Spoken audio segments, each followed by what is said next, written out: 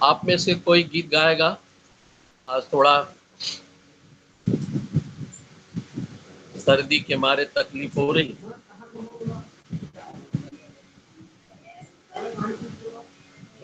Gabriel भाई, Christina, एग्नेश। Yes uncle. शाबाश, तैयार हो जाओ जल्दी। तैयार रहा करो, कभी कभी गाना आपके तरफ से होना चाहिए। जी अंकल। अंकल मैं एक गाना गा यूं ही सदा गाता रहूं, तूने बख्शा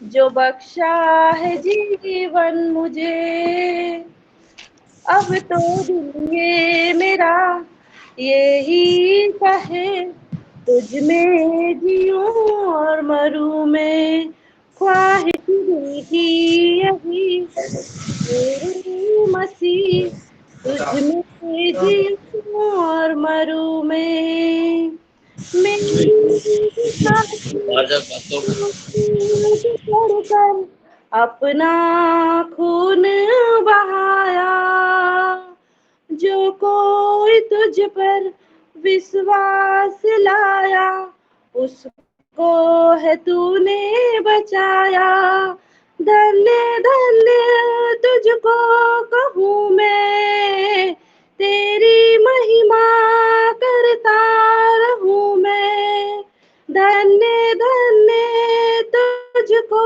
कहूँ मैं, तेरी महिमा करता रहूं मैं, तेरे साथ चलता रहूं मैं, अब तो दिल ये मेरा यही कहे, तुझ में जीऊं और मरूं मैं, ख्वाहिश दिल की यही है मेरे मसीह, तुझ में जीऊं और मरूं मैं, जंगल के खतरों से जब मैं गुजरता, ढाढ़स तू ही है बंधाता, राह में आगे आगे चलकर मार्ग मुझे है दिखाता, तू ही है बस मेरा खुदा, होना मुझसे कभी तू खफा, तू ही है बस मेरा खुदा, होना मुझसे कभी तू जुदा, तेरे साथ चलता रहूं मैं, अब तो दिल ये मेरा यही कहे, तुझ में जीऊं और मरूं मैं, ख्वाहिश दिल की यही है मेरे मसीह, तुझ में जीऊं और मरूं मैं, यीशु है कहता आज सबों से, आजा मेरे द्वारे, आज नहा ले पाक लहू से, क्रूस से बहती धारा, हाथ पकड़ ले यीशु मसीह का, वो ही रहबर है सच्चा सभी का, हाथ पकड़ ले यीशु मसीह का, वो ही रहबर है सच्चा मसीह का, वो ही आज बचाएगा तुझको, अब तो दिल ये मेरा यही कहे, तुझ में जीऊं और मरूं मैं, ख्वाहिश दिल की यही है मेरे मसीह, तुझ में जीऊं और मरूं मैं, तुझ में जीऊं और मरूं मैं। Thank you uncle. गुड, ईश्वर खूब आशीष दे। और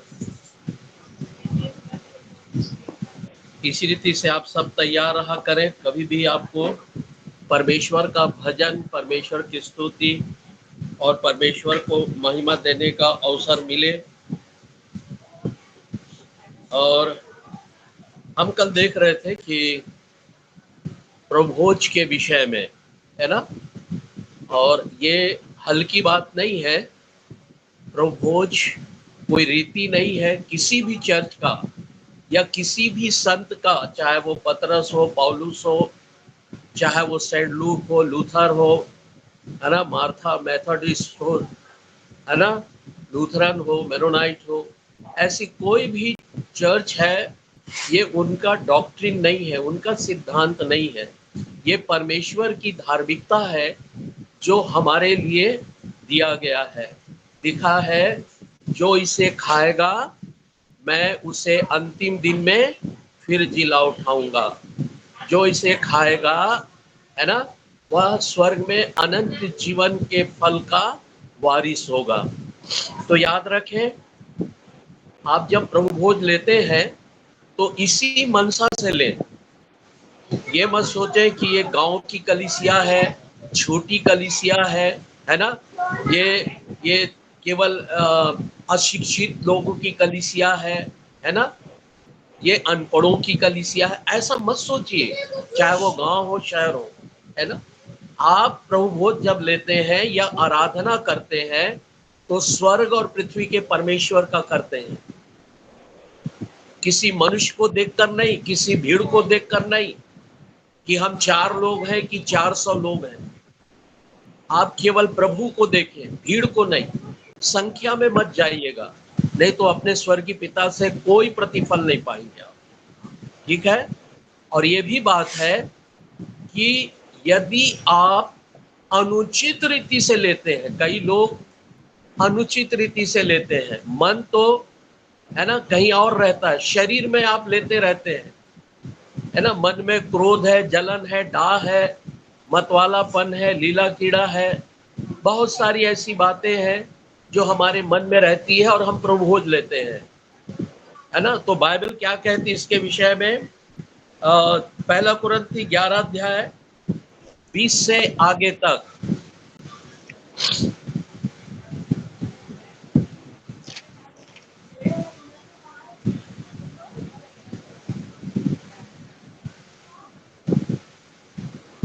अतः तुम जो एक जगह में इकट्ठा होते हो तो यह प्रभु भोज खाने के लिए नहीं, क्योंकि खाने के समय एक दूसरे से पहले अपना भोज खा लेता है। इस प्रकार कोई तो भूखा रहता है और कोई मतवाला हो जाता है। क्या खाने पीने के लिए तुम्हारे घर नहीं या परमेश्वर की कलीसिया को तुच्छ जानते हो, और जिनके पास नहीं है उन्हें लज्जित करते हो। मैं तुमसे क्या कहूँ? क्या इस बात से तुम्हारी प्रशंसा करूं? नहीं, मैं प्रशंसा नहीं करता। है ना। और आगे पढ़ते जाइए। क्योंकि यह बात मुझे प्रभु से पहुंची और मैंने तुम्हें भी पहुंचा दी कि प्रभु यीशु ने जिस रात वह पकड़ाया गया रोटी ली और धन्यवाद करके उसे तोड़ी और कहा, यह मेरी देह है जो तुम्हारे लिए है, मेरे स्मरण के लिए यही किया करो। इसी रीति से उसने बियारी के पीछे कटोरा भी लिया और कहा, यह कटोरा मेरे लहू में नई वाचा है। जब कभी पियो तो मेरे स्मरण के लिए यही किया करो। हाँ, और 29 तक पढ़िए, 29 तक। क्योंकि जब कभी तुम यह रोटी खाते और इस कटोरे में से पीते हो तो प्रभु की मृत्यु को जब तक वह न आए प्रचार करते हो। इसलिए जो कोई अनुचित रीति से प्रभु की रोटी खाए या उसके कटोरे में से पिए, वह प्रभु की देह और लहू का अपराधी ठहरेगा। आवाज नहीं आ रहा है। इसलिए मनुष्य अपने आप को जांच ले और इसी रीति से इस रोटी में से खाए और इस कटोरे में से पिए, क्योंकि जो खाते पीते समय प्रभु की देह को ना पहचाने, वह इस खाने और पीने से अपने ऊपर दंड लाता है। हाँ, क्या दंड लाता है? आगे पढ़ लीजिए, एक पद और है। इसी कारण तुम में बहुत से निर्बल और रोगी हैं और बहुत से सो भी गए हैं। हाँ, याद रखें, बहुत लंबा है, मैं संक्षिप्त में आपको समझाने की कोशिश करता हूँ, ठीक है।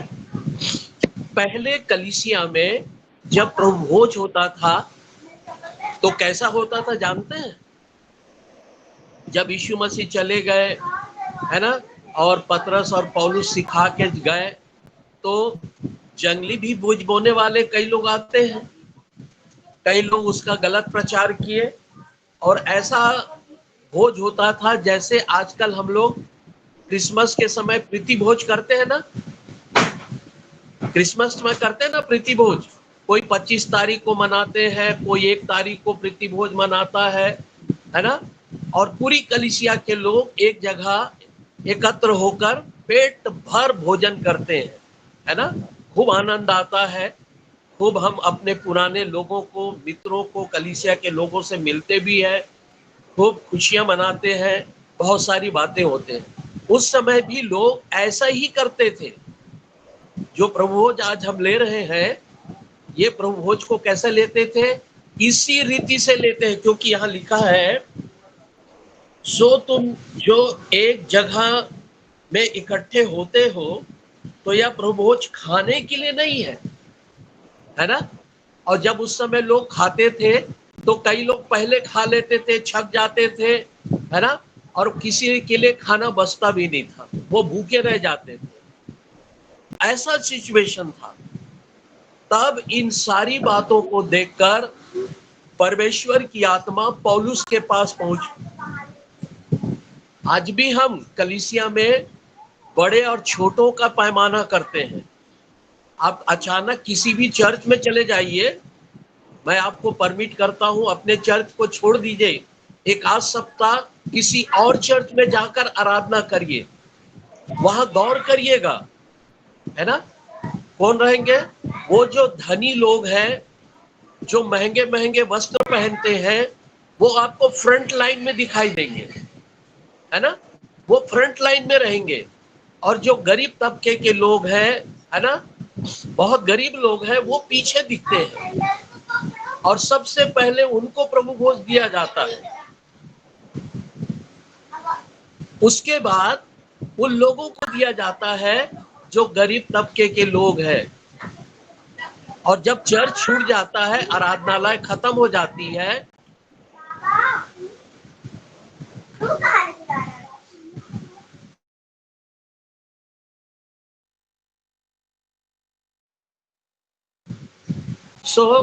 बाइबल में लिखा है कि जब आराधना खत्म होती है, और खत्म होने के बाद जब हम लोग बाहर मिलते हैं, तो वही धनी लोग एक जगह खड़े हो जाते हैं, बड़े बड़े लोग एक जगह खड़े हो जाते हैं, सबको जय मसीह, प्रेज द लॉर्ड, एक दूसरे को चुमा भी कर लेते हैं, गले भी मिल लेते हैं।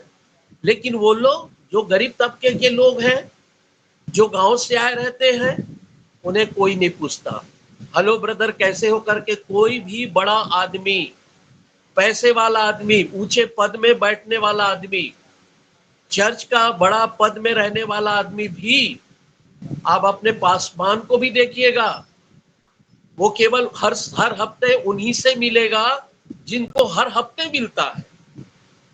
हर हफ्ते जिसके घर जाता है, उन्हीं से जाकर मिलेगा। बाकी कलीसिया के लोग खड़े रहते हैं, पास्टर शायद हमारे पास भी आएंगे, हम भी पादरी साहब से मिलने जा रहे हैं। तो फ्रिक्शन उन दिनों में भी था और आज भी है। इसे ये तभी दूर हो सकता है जब ये वचन को जानने लग जाएंगे, शिक्षित हो जाएंगे, वचन को सुनने और सीखने लग जाएंगे। तब ये सारी दूरियां, ये सारे भेदभाव क्या हो जाएंगे? दूर हो जाते हैं, है ना। मैंने देखा जब प्रीति भोज होता है, तो सब लोग एक साथ बैठ जाते हैं, एक लाइन में, एक टेबल के अंदर या कुर्सी घेर के। वो पैसे वाले बनाओ बेचारे लोग, बोल लो, वो गरीब तबके के लोग खड़े खड़े खाते रहते, उनके लिए बैठने को भी जगह नहीं, जमीन में भी खा लेते हैं। ऐसी स्थिति भी आती है। और ये बातें कुरंत की कलीसिया में दिखाई देता था। कुरंत के लोग इस बात को देख रहे थे, और क्या देख रहे थे? कि लोग भोज कर रहे थे। तब परमेश्वर की आत्मा पौलुस के पास आती है, और ये संदेश खुदा पौलुस को देता है, और पौलुस लोगों के बीच में जाकर कहता है, ये बात मुझे प्रभु से पहुंची और मैं ये बातों को आप तक पहुंचाता हूं। और आज भी मैं ये बात मुझे परमेश्वर ने दिया और इस शिक्षा के द्वारा मैं आप तक पहुंचाता हूं कि हमें इस प्रभु भोज को पूरे भय के साथ, पवित्रता के साथ, आनंद के साथ और प्रति सप्ताह लेना चाहिए। समझ में आ रहा है? इससे दूर नहीं। जैसे हम प्रतिदिन दिन में 3 बार भोजन कर लेते हैं, भोजन तो 2 बार करते हैं और 1 बार है ना नाश्ता भाई कर लेते हैं। हम तीनों टाइम का भोजन छोड़ते नहीं, चाहे कितना मुसीबत आ जाए, है ना। अगर हम जॉब में भी जाते हैं तो अपने साथ टिफिन लेके चल देते हैं। अरे जब अपने खाने का भोजन को भूलते नहीं तो आप प्रभु भोज को कैसे भूल सकते हैं, है ना। आप प्रभु भोज के लिए तैयारी करके रखें। सप्ताह भर खुदा आपको मौका देता है, अपने आप को जांचें, परखें, अपने आप को प्रिपेयर्ड करें और प्रभु भोज लेने जाएं। और किसी भी दिन, किसी भी, यदि आपके यहाँ महीने में 1 बार होता है तो उस दिन आप बड़े से बड़े काम को नेग्लेक्ट कर दें, उस कामों को छोड़ दें, वो प्रभु देख लेगा। आप पहले प्रभु भोज लेने जाए संडे, है ना, और पहले जाए उस दिन और जाकर बैठे और बड़े आदर के साथ, भक्ति के साथ, थरथराते और कांपते हुए ले। और लिखा है जो कोई अनुचित रीति से लेता है, वो पद को फिर पढ़िए, 28 और 29 पद। इसलिए जो कोई अनुचित रीति से प्रभु की रोटी खाए या उसके कटोरे में से पिए, वह प्रभु की देह और लहू का अपराधी ठहरेगा। हाँ, याद रखें, यदि हम शारीरिक और ऐसी हल्के से लेते हैं तो आप उसके देह और उसके लहू का क्या ठहरते हैं?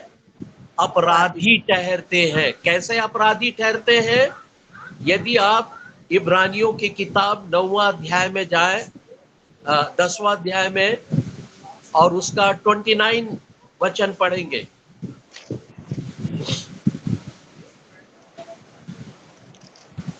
इब्रानी 10 और उसका 29।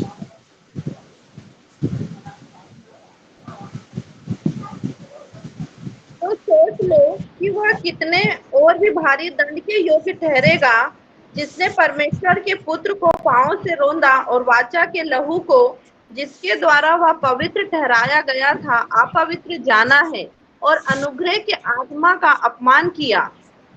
समझ में आ रही है आपको? जो अनुचित रीति से लेता है वो परमेश्वर के पुत्र को क्या करता है?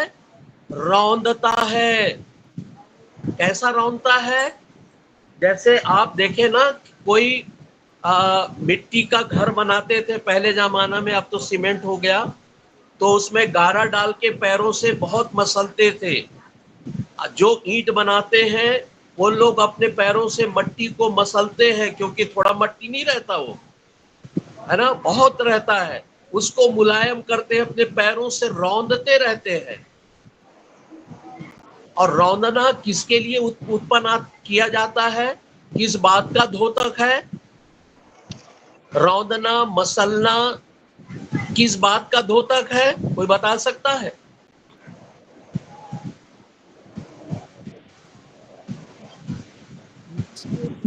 घृणा का, नफरत का, तुच्छ जानने का, है ना। किसी कीड़े मकोड़े को देख लोगे तो कैसा लगता है? गुरगुरा, अरे ची ची ची, इसको पैर तो दबा दे, है ना। रौंदना ये नफरत का प्रतीक है, घृणा का प्रतीक है। तो जब हम अनुचित रीति से लेते हैं, रूटीन के अनुसार ले, अरे प्रभु आगे ले लो।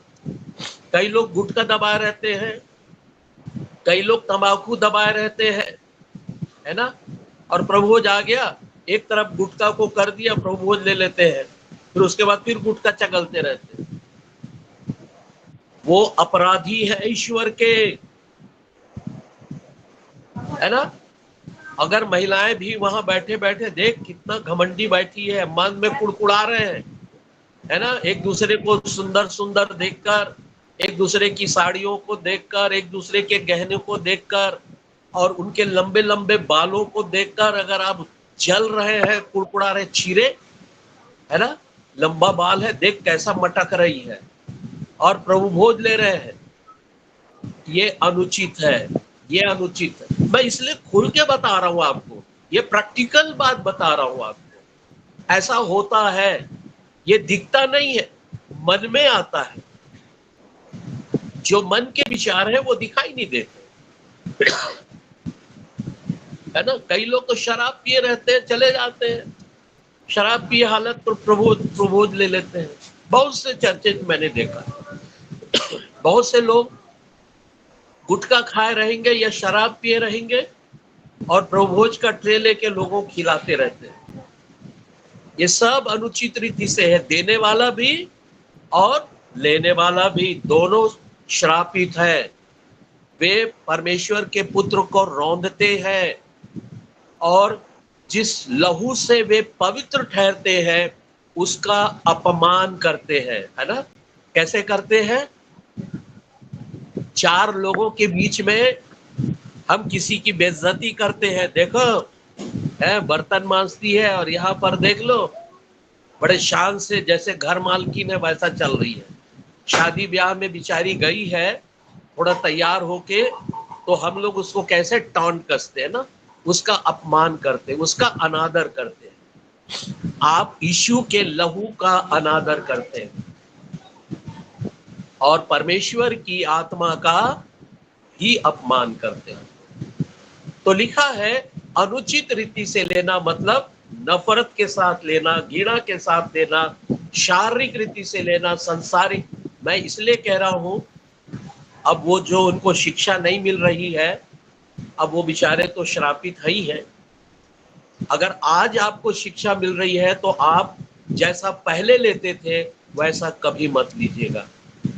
घर से चर्च जाने से पहले घर में प्रार्थना जरूर कर लीजिएगा, अपने आप को तैयार करिए। प्रभु मेरे अंदर कोई बुरी बुरी बातें, मैं आपके भवन जा रही हूँ, आपको सुनने जा रही हूँ, आपके वचन को सुनने जा रही हूँ, मैं आपका प्रेजिंग करने जा रही हूँ, मैं आपके भोज में शरीक होने जा रही हूँ। मेरे अंदर के हर एक विचारों को अपने नियंत्रण में लेना, मुझे शुद्ध मन देना कि मैं पूरी भक्ति के साथ, समर्पण के साथ, किसी मनुष्य को देखते हुए नहीं, वरन आपकी ओर निहारते हुए मैं मेज की संगति में हाथ डाल सकूं। आप ये प्रार्थना करके जाइए, प्रभु आपके साथ होगा। समझ में आ रही मेरी बातें? क्योंकि परमेश्वर और मैं आपको बहुत प्यार करते हैं।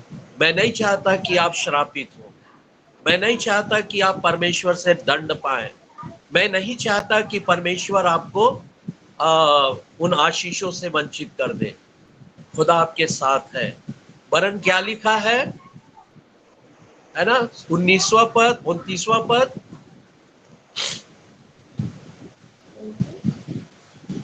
दूसरा कुरिन्ती 11:29।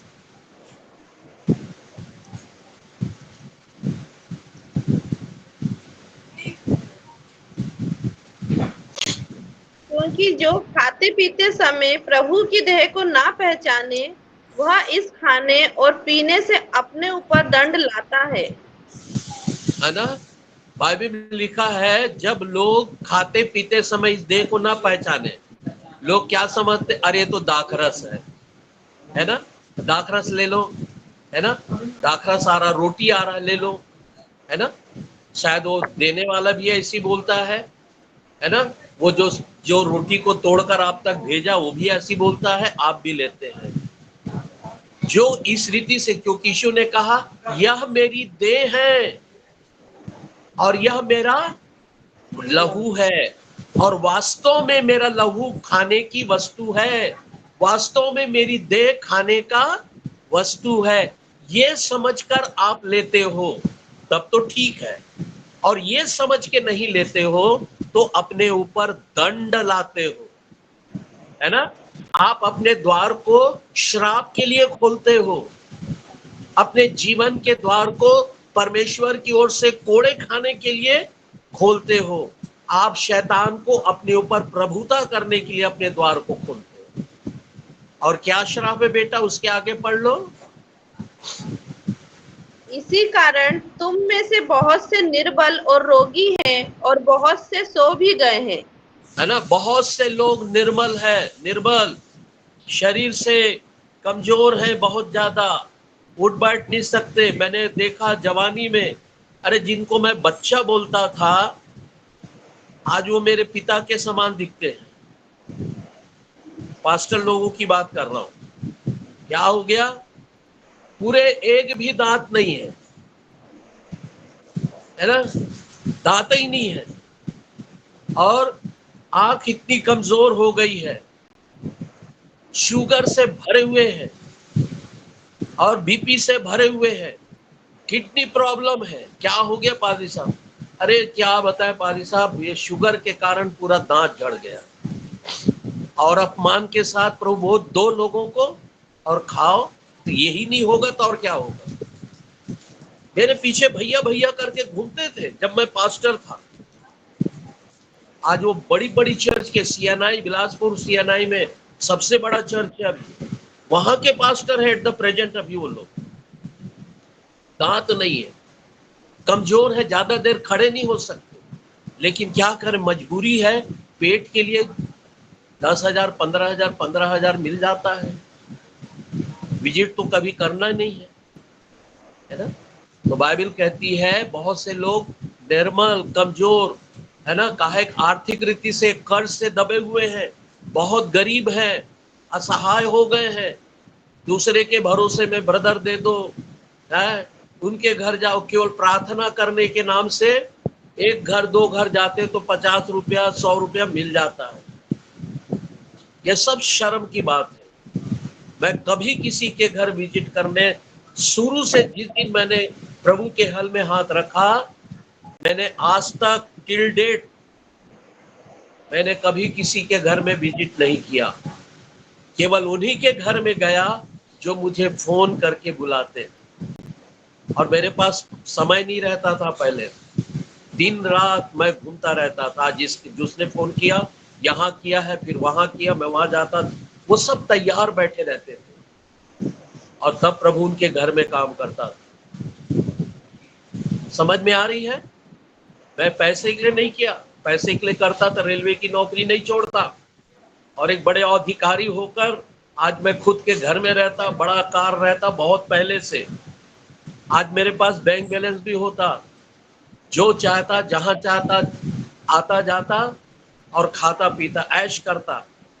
आप लोगों के सामान मैं लग्जरियस लाइफ मेंटेन करता, लेकिन खुदा ने मुझे जवानी में, बचपन में जो दर्शन दिया था, 10 साल की उम्र में, उस समय मेरी बुलाहट हुई, मैंने एक बड़ी रोशनी देखी, स्वर्ग से सीधा मेरे ऊपर उतर गया, और मैं चारपाई में गर्मी के दिन बैठा था, और ऐसा मधुर, 10 साल की उम्र की बात बता रहा हूँ, और मेरे माँ बाप भी थे, मेरी 2 बड़ी बहनें भी थी, वे घबरा गए क्या चीज है करके, और वो सीधा सीधा जैसे कोई टॉर्च मारता ना, केवल एक पर्टिकुलर व्यक्ति के ऊपर आके रुकता है, वैसी एक लाइट सीधा मेरे ऊपर आई, ठहर रही। मुझको उसी समय सामर्थ्य मिला, और धीरे धीरे धीरे धीरे वो वापस जहां से आई थी निकल गए। मैं उसको जाते हुए भी देख रहा था, जैसे जैतून पर्वत पर पतरस और चेले यीशु मसीह को ऊपर जाते हुए देख रहे थे, जैसे एलिशा एलिया को स्वर्ग में उठाए जाने के समय ऊपर जाते हुए देख रहा था, वैसे ही मैं उस पवित्र लाइट को, परमेश्वर की सामर्थ को ऊपर, ये मैं नहीं कह रहा हूं कि मैं ही ऐसा आशीष पास, आप भी तैयार रहिए, आपको भी मिलेगा, क्योंकि परमेश्वर आज और कल युगानुयुग एक सा है। ये मत सोचिए कि मैं आज प्रभु का वचन सुन रहा हूं तो आज मैं प्रभु का बेटा नहीं, आप तो पहले से बेटा बेटी है। उड़ाऊ पुत्र के समान हम भटक जरूर गए थे, लेकिन जब वापस आते हैं तो आप अपने आप को पिता की गोद में पाते हैं। ठीक है, तो याद रखिए ये आशीष आपको मिलेगी। तो बहुत से लोग कर्ज में दबे हैं, बहुत से लोग शर्मिंदगी का जीवन जी रहे हैं, लज्जा का जीवन जी रहे हैं, अपमान का जीवन जी रहे हैं, कमजोर हैं। अब बहुत से लोग रोगी हो गए, प्रभु भोज लेने से ना, खाने पीने से नहीं, मटन मछली खाने से रोगी नहीं हुए हो आप, मीठा खाने से रोगी नहीं हुए हो। हे मसीहो, तुम्हारा रोग इसलिए तुम्हारे जीवन में है क्योंकि तुमने प्रभु की देह को नहीं पहचाना, इसलिए रोग है तुम पर। कैंसर है, बीपी है, शुगर है, अर्थराइटिस है, माइग्रेन है ना, हर प्रकार के रोग है। एक बार इस विषय पर अगर हम में से कोई रोगी है तो इस विश्वास के साथ प्रार्थना करना, प्रभु मैं अनुचित रीति से कई बार प्रभु भोज लिया है, जिसके कारण आज मैं शुगर की बीमारी से, बीपी की बीमारी से ग्रसित हूं, या और कोई बीमारी होगा। मैं जान रहा हूं 2 बेटियों को, आप भी ऐसा कह के देखिएगा, जो बार बार आप लोगों को तकलीफ होती है ना, आप कह के देखिएगा अपने प्रभु के चरणों में, आपका परमेश्वर आपको ठीक करेगा। फिर वो चीजें जो हर समय आपको होती है कभी कभी, वो फिर कभी नहीं होगा। और तीसरी बात लिखा है, बहुत तेरे लोग क्या हो गए, सो गए, है ना, इसी लिखा है ना, बहुत से लोग निर्बल, बहुत से लोग रोगी और बहुत से लोग जवानी में ही सो गए, है ना, सो गए, बर्बाद हो गए। क्या हो गया, अरे वो तो 25 साल का था, 30 साल का था, है ना, 40 साल का था। माँ बाप बिलख रहे छाती पीट पीट के, दादा दादी छाती पीट रहे, मेरा बेटा चला गया, 4 बच्चे का बाप था, मेरी बहू चली गई, 4 बच्चे, 2 बच्चे की माँ थी, छोटे छोटे बच्चों को छोड़कर चली गई, मातम बना रहे। अरे पूछो तो सही अपने पिता से कि मेरी बहू, मेरी बेटी, मेरा बेटा, मेरा पोता, मेरा पोती क्यों चले गए, तो खुदा आपको बताएगा, तुमने मेरी देह को और मेरे लहू को अनुचित रीति से खाया था। समझ में आ गई? पर मेरे बताइए, आप सब माँ बाप है ना, एक आध जन को छोड़ के ना, हम सब माँ बाप हैं। ये मेरे बताइए, आपके पास बच्चे हैं, आप कितने साल के लिए उन्हें पैदा किए हैं? कोई बताइए जल्दी से, कितने साल के लिए आपने उन्हें जन्म दिया है? 5 साल, 10 साल, 15 साल, 20 साल, 25 साल, 30 साल, कितने साल के लिए? और तब प्रभु से कहे इसे ले जा, अब हमें इसकी जरूरत नहीं है। कोई बोलो,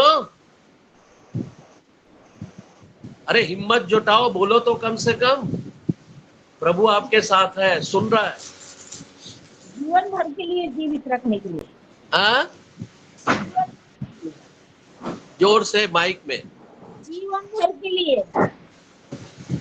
कल हर कोई माँ बाप अपने बच्चों की दीर्घायु के लिए ही सोचता है ना, वही।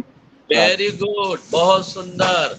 कई बार तो हम लोग बुढ़ापे में अपने बाल बच्चों को, नाती पोतों को क्या बोलते हैं, हमारी भी उम्र तुमको लग जाए, है ना, अरे हमने 100 साल जिए, तुम उससे भी आगे जियो, है ना। और कई लोग तो किस प्रकार का आशीष देते हैं, विशेषकर गांव के बुजुर्ग लोग, है ना, क्या दूधो नहाओ पूतो फलो, है ना, एक लंबी, आप बड़ी टेरिस का लंबी आशीष देते हैं। तो जब हम सांसारिक होकर हम चाहते हैं हमारी बच्चों को लंबी आयु मिले, तो क्या स्वर्गीय पिता एक्सीडेंट कराकर, क्या स्वर्ग का परमेश्वर बीमारी डालकर आपके जवान बच्चों को उठा लेगा? मैं अन्य जातियों की बात नहीं कर रहा हूं, मैं मसीहों की बात कर रहा हूं, मैं पासबानों की बात कर रहा हूं, मैं प्रचारकों की बात कर रहा हूं, मैं उनकी बात कर रहा हूं जो नई नई भाषा में यहोवा से बात करते हैं। जो अपने आप को बिलीवर्स कहते हैं, उनके घर के बच्चे जवान में 45 साल 50 साल की वे चले गए। अभी माँ बाप उन बच्चों को लेकर सीने से लगाए बैठे। क्यों? बाइबल में देखो इसका उत्तर है, और उत्तर यह है कि तुमने मेरी देह को और मेरे लहू को नहीं पहचाना, अनुचित रीति से खाया, इसलिए ये श्राप आया तुम पर, इसलिए दंड आया तुम पर कि तुम जवानी में अधूरे जीवन में जीकर आप चले गए। समझ रहे मेरी बातें? इसलिए आप आने वाले सप्ताह जब परमेश्वर के भवन में जाओ, शायद किसी किसी के यहाँ ना हो, हाँ अब तो हो सकता है हो जाए, तो आप लोग तैयार रहिएगा। बड़े आशीष के लिए जा रहे हैं आप लोग चर्च। आज कौन सा दिन है? बुधवार है ना? बस चंद दिन पड़े हैं रविवार आने में, सप्ताह का पहला दिन आने में। कितनी खुशी की बात कि आपके आराधना के दिन को अन्य जाति भी बड़े आनंद के साथ मनाते हैं। आपके भाग को आप जितना आनंद के साथ नहीं मनाते, अन्य जाति मनाते हैं। आप भी खुशियां मनाइएगा उस दिन। उस दिन आपके जन्मदिन से ज्यादा खुश रहिएगा। उस दिन आपके विवाह के दिन से ज्यादा खुश रहिए रविवार को, एवरी रविवार। क्योंकि आप है ना, जब हम लोग या पति बहुत दिनों के बाद जब अपनी पत्नी अपने बच्चों से मिलने आता है, उसके चेहरे की रौनक कुछ और होती है। या पत्नी अपने पति के पास जाती है या ससुराल जाती है, ड्यूटी कहीं और है, उसके चेहरे की रौनक, बूढ़े भी जवान दिखाई देते हैं। अरे आप तो अपने स्वर्गीय पिता से मिलने जा रहे हो संडे। हमारे चेहरे की रौनक दूनी होनी चाहिए, है ना, खुशियों से भरी रहनी चाहिए। ये खुशियां कोई आपसे छीनने ना पाए, और प्रभु का अनुग्रह आपके जीवन में बना रहे।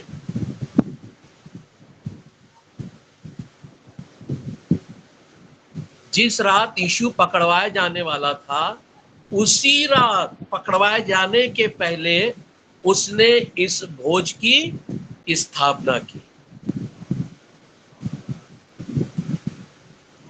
और हम लोग कब लेते हैं?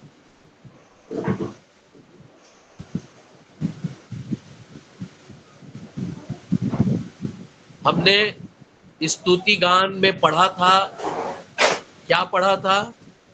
कि आधी रात को धूम मची जेल में और बंधन टूट गए, है ना?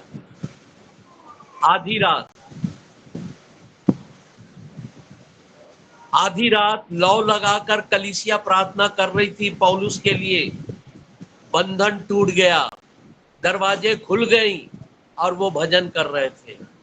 यहां भी लिखा है, रात के समय प्रभु ने क्या लिया था? भोज की स्थापना किया था प्रभु ने। और हर बात को हम बड़े आदर के साथ, महिमा के साथ देखते हैं। प्रभु बहुत अच्छे ढंग से हमें सिखाना चाहता है, बताना चाहता है।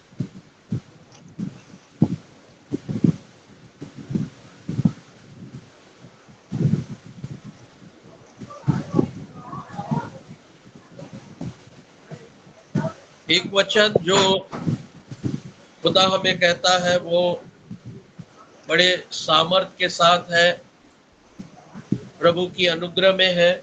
मैं बहुत सारी बातें उतना डीप में तो नहीं जाना चाह रहा हूँ, जिसके विषय में प्रभु मुझे परमिट नहीं कर रहा है। इसलिए सावधान रहिएगा, सचेत रहिएगा। प्रभु की इच्छा में आप बढ़िए। प्रभु आपको बहुत पसंद करता है, प्रभु आपको बहुत प्यार करता है। प्रभु आपके बालों की भी चिंता करता है ना? प्रभु हमारे स्किन की भी चिंता करता है, प्रभु हमारी आत्मा की भी चिंता करता है।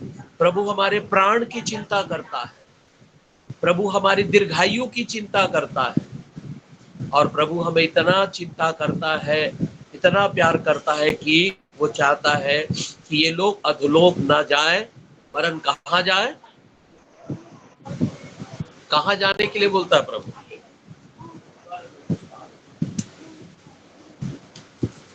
अनंत जीवन प्राप्त करें। हाँ, प्रभु कहता है कि हम परमेश्वर के साथ स्वर्ग जाएं। हमारा परमेश्वर इतना दूर का हमारे लिए सोचता है।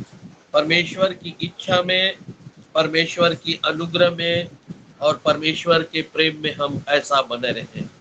प्रेरितों के काम एक बहुत गहरा वचन मैं आपको बताने जा रहा हूं, और उसको पढ़िएगा।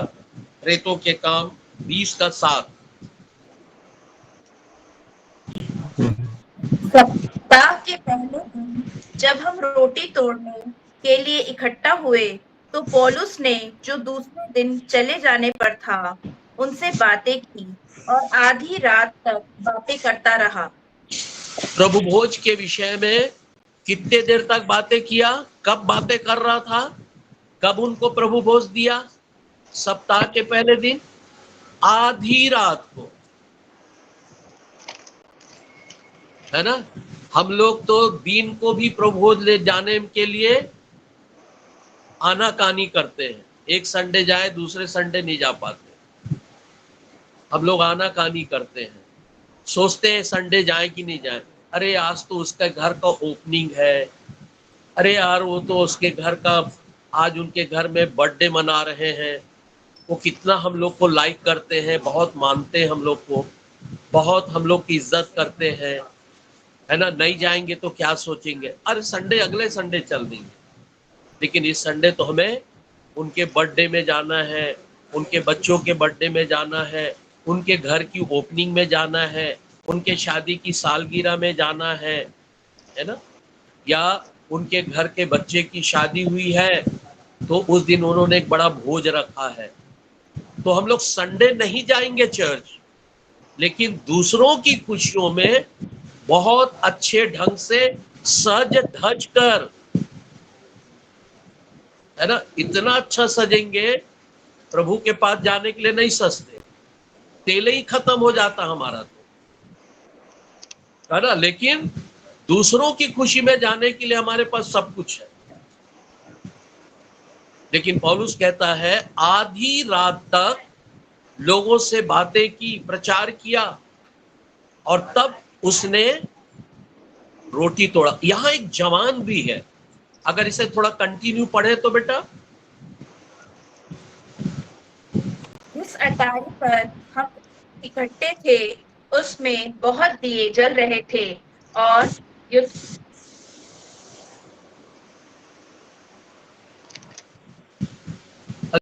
आवाज नहीं आ रही भाई।